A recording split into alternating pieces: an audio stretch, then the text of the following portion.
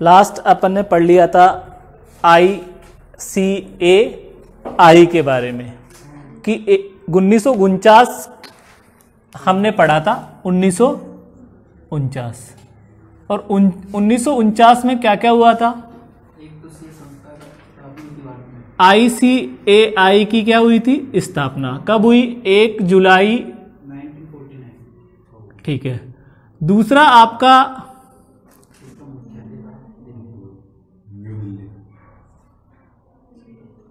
Chartered accountant act 1949 और उसकी date भी क्या थी? 1 जुलाई 1949 को। देखिए दो काम हुए 1949 में, एक तो सीए संस्थान की स्थापना हुई और चार्टर्ड अकाउंटेंट अधिनियम बना। चार्टर्ड अकाउंटेंट अधिनियम बना और सीए संस्थान का जो मुख्यालय है वो नई दिल्ली में रखा गया। और जो सीए संस्थान है वो आपका IFAC का क्या है? सदस्य है। ये IFAC के बारे में आगे आएगा, अभी फिर बताऊंगा मैं कि क्या है क्या नहीं है, इसका पूरा नाम क्या है। ठीक है, तो देखिए मुख्यालय वगैरह मैंने लिखा दिए, नई दिल्ली में मुख्यालय था। अब हम बात करेंगे देखिए ICAI क्या काम कर रही है। ICAI ये विभिन्न प्रकार के मार्गदर्शन और क्या कर रही है? मार्गदर्शन और टिप्पणियां नोट जारी करती है कि जो भी विश्व भर के लेखा मानक है, क्लियर, वो एक समान से सब चीजों को माने ताकि किसी को किसी प्रकार की क्या हो? समस्या नहीं हो। जैसे यहां पर purchase account DR to cash, आपने माल खरीदा, क्लियर, तो ऐसा ही क्या होना चाहिए? सभी जगह पर अकाउंटिंग क्या होनी चाहिए? समान होनी चाहिए। क्लियर। तो देखिए अब बात आ रही है अंकेक्षण व्यवहार समिति की। किसकी? अंकेक्षण व्यवहार समिति, APC।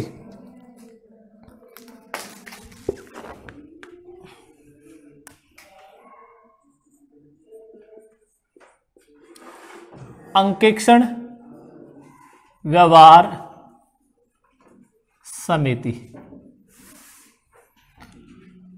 Auditing practice committee, APC।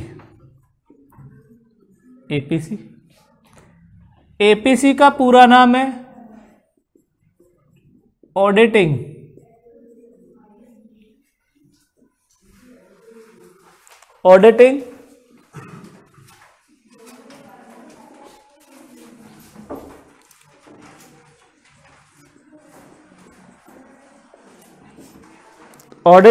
Practice committee.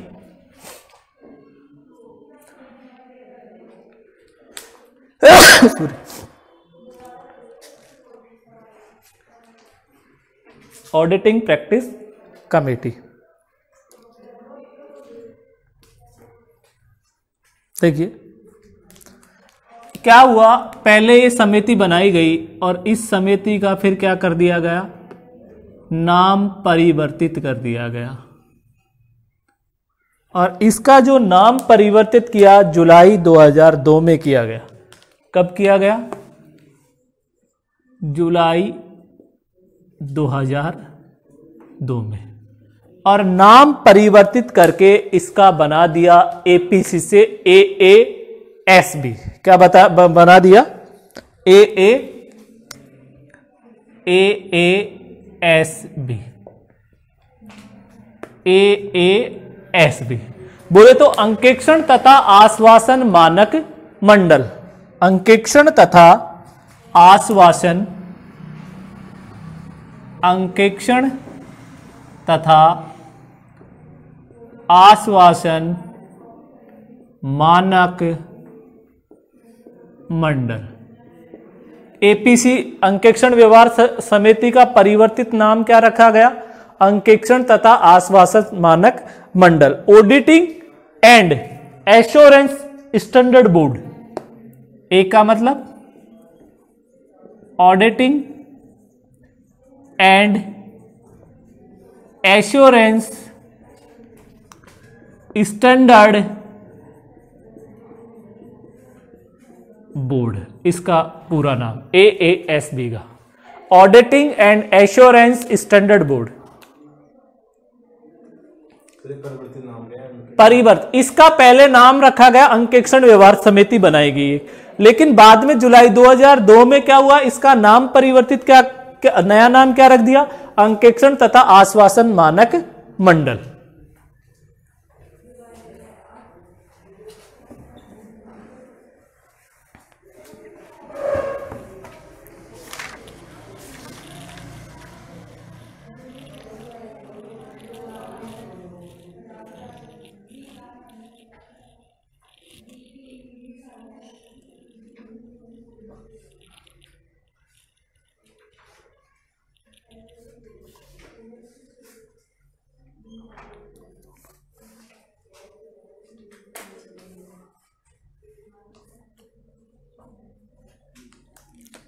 इसके साथ साथ ही एक और थी मानक अंकेक्षण व्यवहार। क्या था, मानक अंकेक्षण व्यवहार, मानक अंकेक्षण व्यवहार, SAPS, स्टैंडर्ड ऑडिटिंग प्रैक्टिस। देखिए, स्टैंडर्ड ऑडिटिंग प्रैक्टिस, SAPS, और इसका नाम कर दिया अंकेक्षण तथा आश्वासन मानक, परिवर्तित नाम।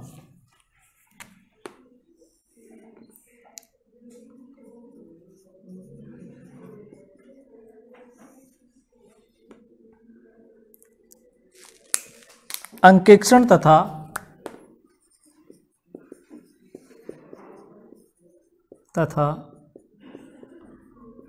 आश्वासन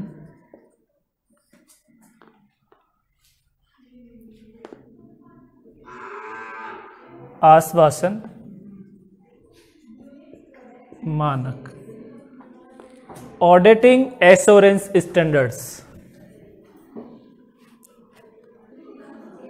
auditing assurance AAS,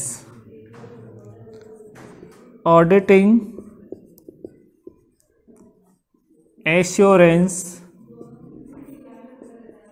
standard, auditing assurance standards.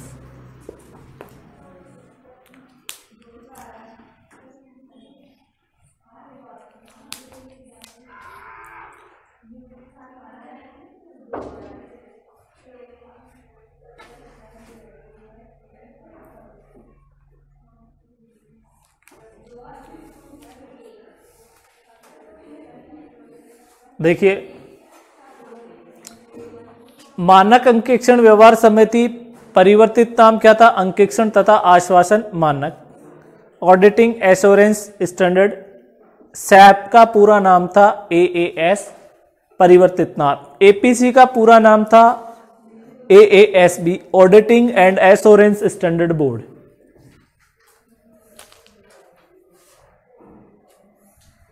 Note लगा के लिखो आगे।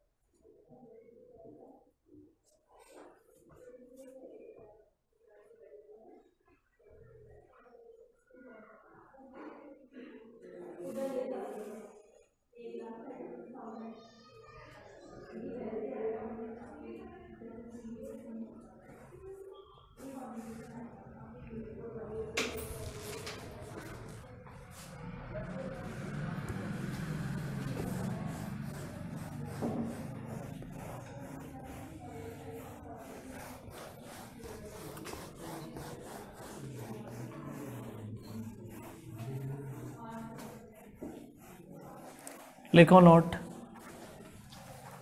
वर्तमान में नोट, वर्तमान में AAS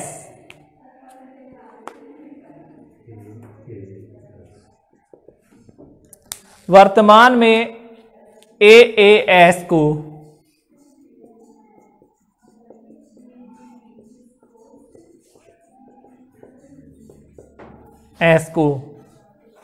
पुनः नामकरण करके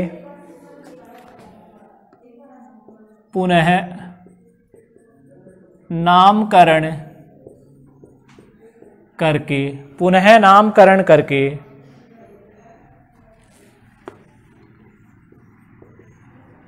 SAS कर दिया गया है,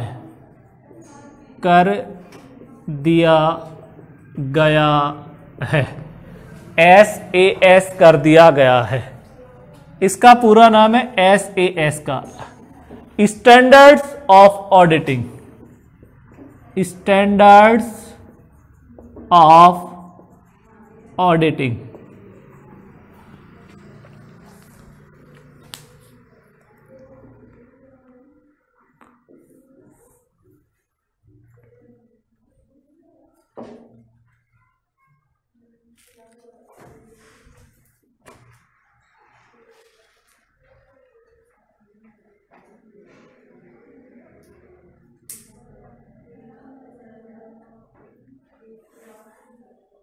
देखिए आगे,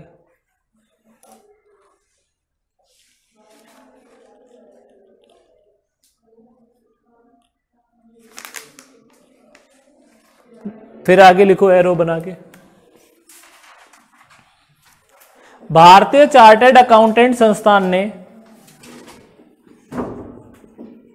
भारतीय चार्टर्ड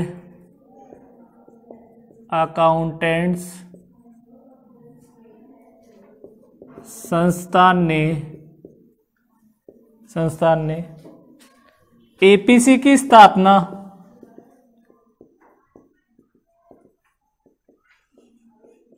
17 सितंबर 1982 को की थी।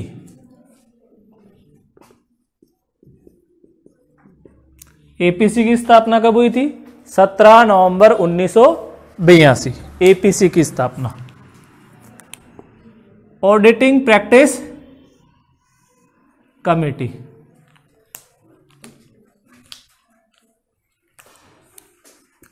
ICAI का पूरा नाम क्या है?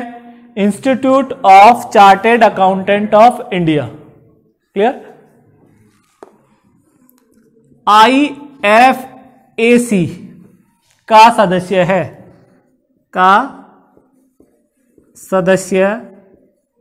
किसका सदस्य है? ICAI IFAC का सदस्य है।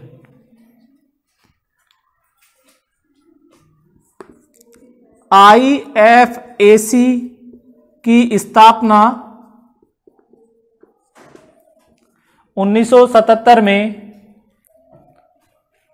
1977 को की गई।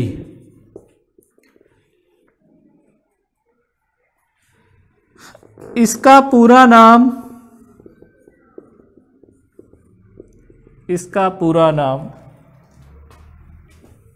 काउंसिल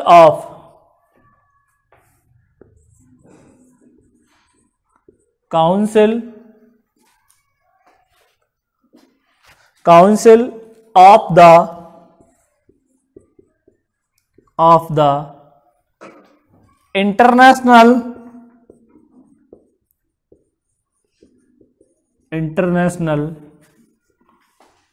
फेडरेशन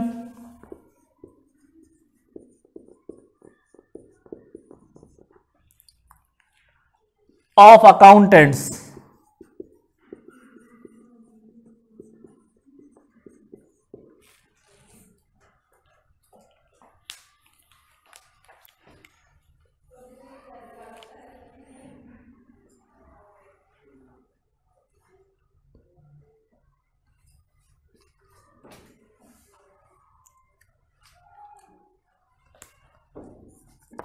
IFAC का उद्देश्य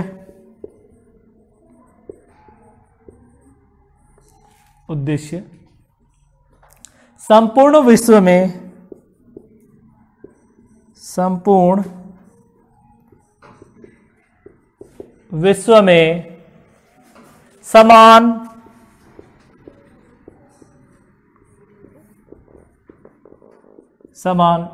लेखा मानक विकसित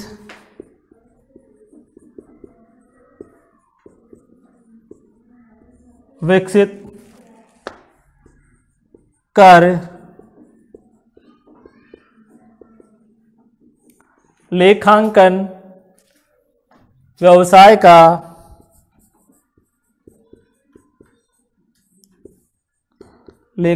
व्यवसाय का विकास करना है।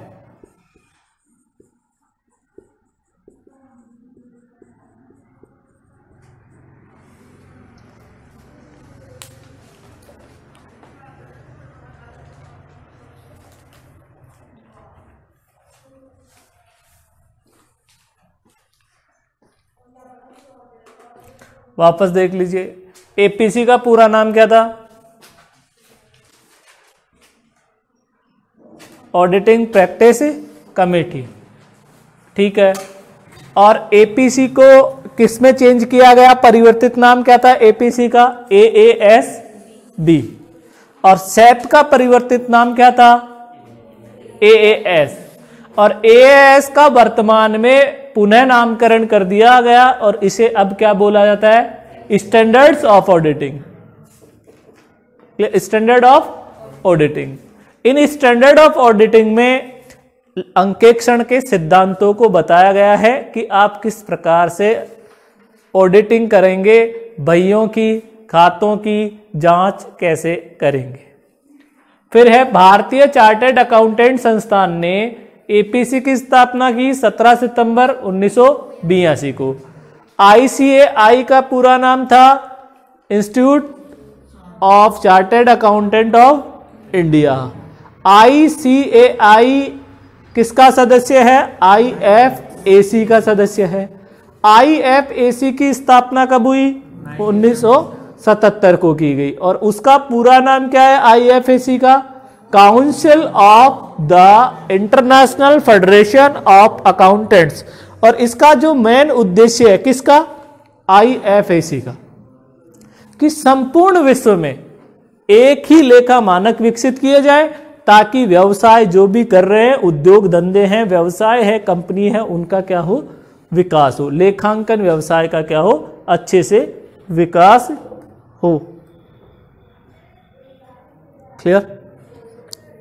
अब आगे बात करते हैं हम पुस्तपालन, लेखा शास्त्र और अंकेक्षण का। पुस्तपालन, बुक कीपिंग, लेखा शास्त्र भी बोल सकते हैं, लेखा कर्म भी बोल सकते हैं, या लेखांकन भी बोल सकते हैं। और अंत में क्या आएगा आपका? अंकेक्षण। तो देखिए,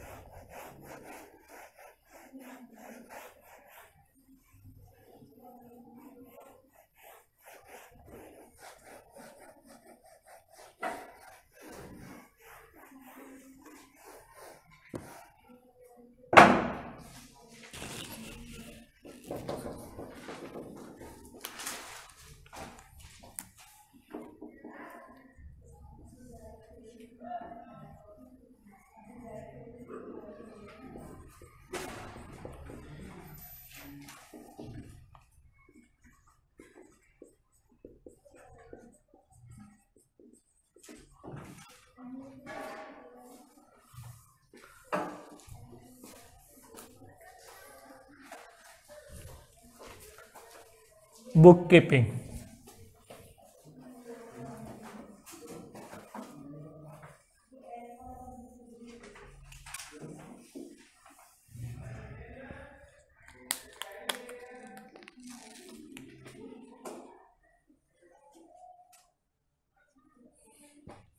सबसे पहले किसका काम प्रारंभ होता है? पुस्त पालन का, बुक कीपिंग का कार्य प्रारंभ होता है।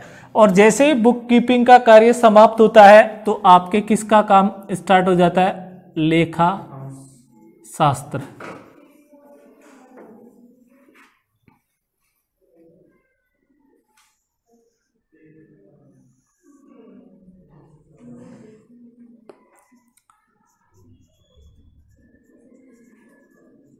अकाउंटेंसी, अकाउंटिंग भी कर सकते हो आप, लेखांकन भी कर सकते हो, ठीक है। और जैसे ही आपका लेखा शास्त्र का कार्य समाप्त होगा तो आपका कौन सा कार्य प्रारंभ हो जाएगा? अंकेक्षण, ऑडिटिंग।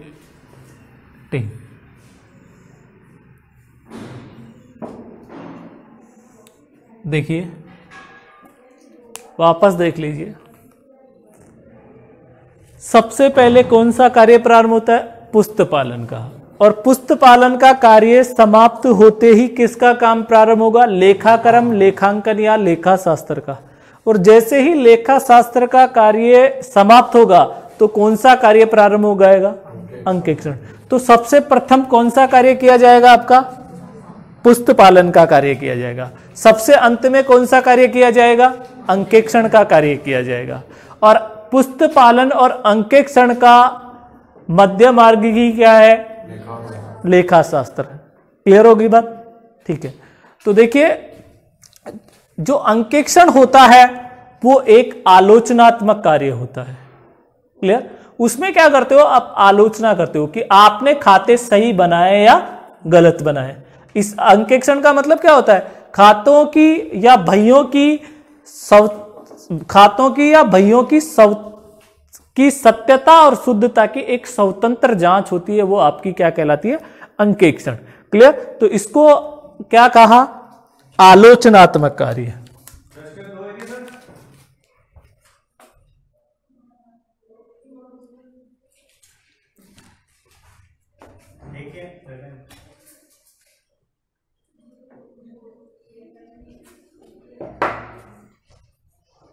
ठीक है? अरे क्लियर है क्या? तो जो अंकेक्षण है उसको कौन सा कार्य बोला? आलोचनात्मक कार्य।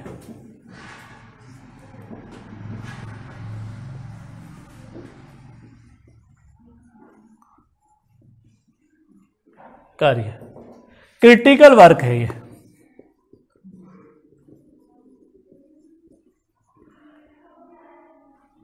क्लियर? और जो पुस्त पालन है वो आपका है व्यवहारिक कार्य।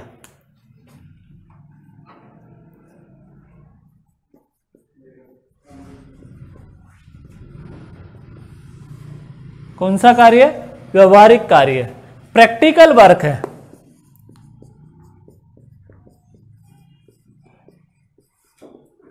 और जो लेखा शास्त्र है वो विश्लेषणात्मक कार्य है।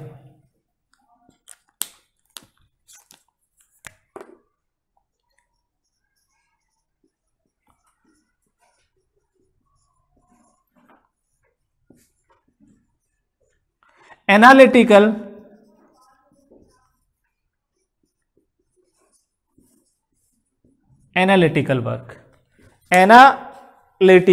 वर्क है।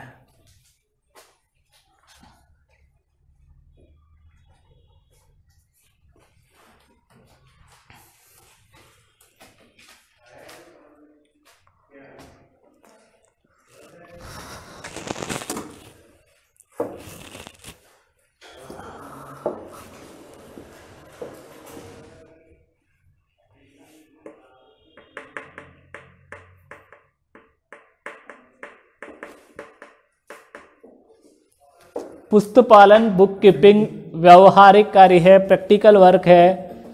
लेखा शास्त्र विश्लेषणात्मक कार्य है, एनालिटिकल वर्क है। अभी बताऊंगा सभी चीजें डिटेल से। और अंकेक्षण है, ऑडिटिंग है, वो एक क्रिटिकल वर्क है, आलोचनात्मक कार्य है।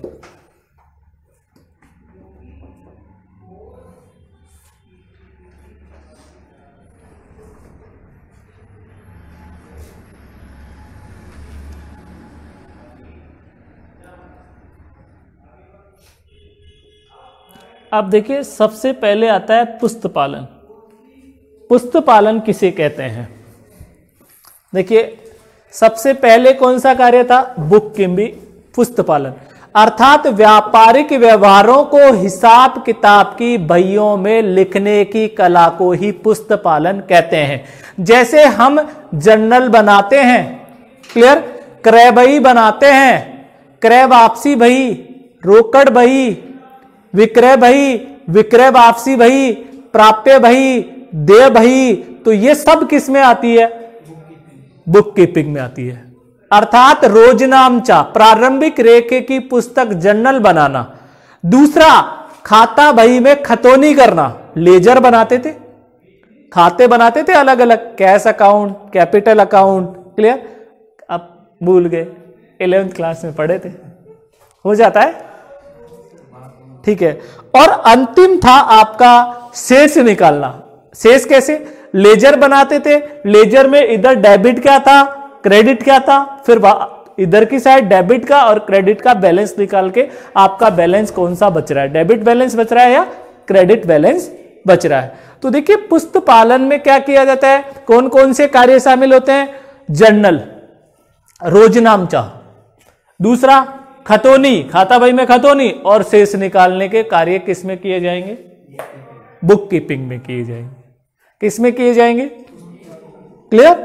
और तलपट, इधर देखिए यहां पर तलपट से लेकर आप जो अंतिम खाते बनाते हैं, क्या बनाते? अंतिम खाते। उन अंतिम खातों में आप समायोजन करते हैं, एडजस्टमेंट करते हैं, क्लियर, वो तक का कार्य किस में आएगा? अकाउंटिंग में आएगा, लेखा क्रम में या लेखा शास्त्र में आएगा। उसके बाद जो भी आपने खाते बनाए हैं, क्या बनाया आपने? जो भी भैया बनाई है, जो भी खाते बनाए, उनकी स्वतंत्र जांच करना आपका क्या कहलाता है? अर्थात चिट्टे की सत्यता और शुद्धता की जांच करना ही आपका क्या कहलाएगा?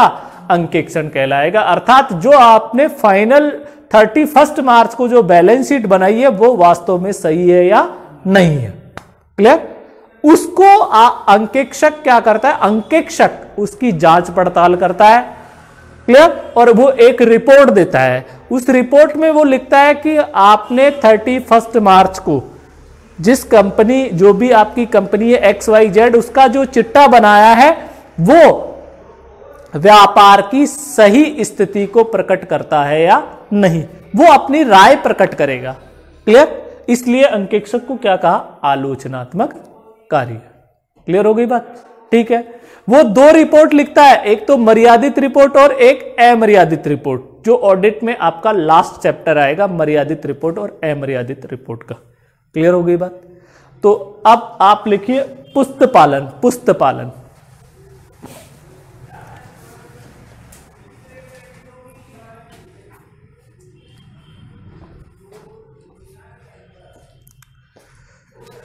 व्यापारिक व्यवहारों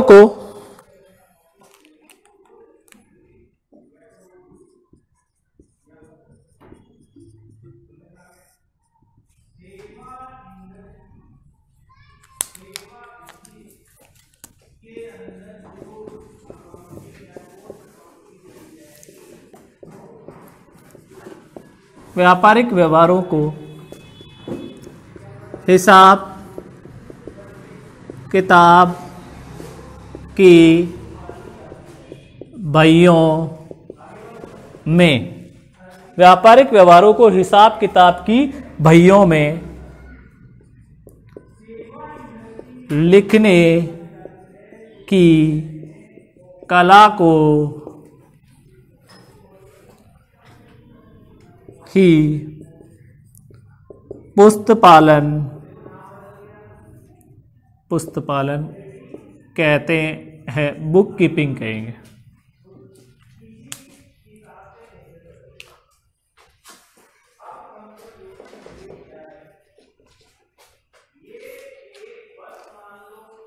व्यापारिक व्यवहारों को हिसाब किताब की बहियों में लिखने की कला को क्या कहेंगे? पुस्तपालन कहेंगे।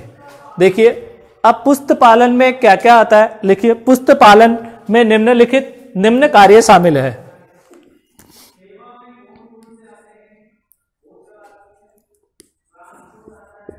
पुस्त पालन में निम्न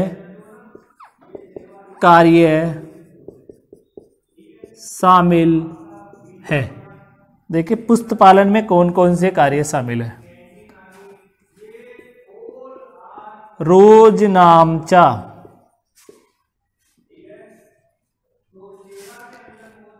खतौनी,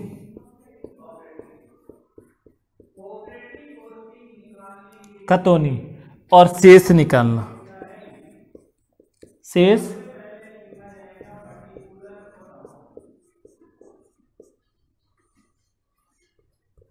ये आपके किस में आएगा, पुस्त पालन में आएगा, शेष निकालना।